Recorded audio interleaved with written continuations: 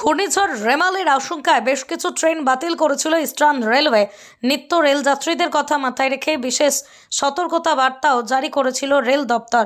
আজ হুগলি জেলার সিঙ্গুর থানার অন্তর্গত হাওড়া তারকেশ্বর স্টেশনের মাঝেই নসিবপুর স্টেশনের কাছেই রেল লাইনের বৈদ্যুতিক তারে রেমাল ঝড়ের ফলে বাঁশঝাড় ট্রেনের বৈদ্যুতিক তারে পড়ে ট্রেন চলাচল ব্যাহত। আতঙ্কে যাত্রীরা কি বললেন শুনে নেব আমরা। খবরটি ভালো লাগলে আমাদের চ্যানেলটি ফলো এবং সাবস্ক্রাইব করে পাশে থাকুন।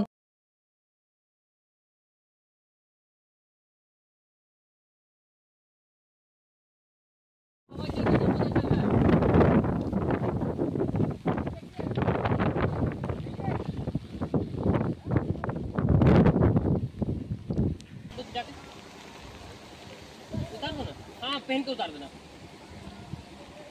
कुछ होगा नहीं। लाइन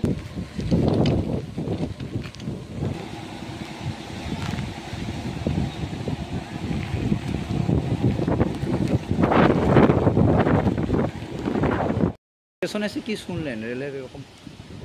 আমি কিছু বিক্রি করি গাড়িতে, এখান থেকে গাড়ি করবো। 1-1.5 ঘন্টা হয়ে গেল আমি এসেছি। হ্যাঁ, এসে বসেই আছি, মাল বেশ হচ্ছে, মাল সব জমে আছে।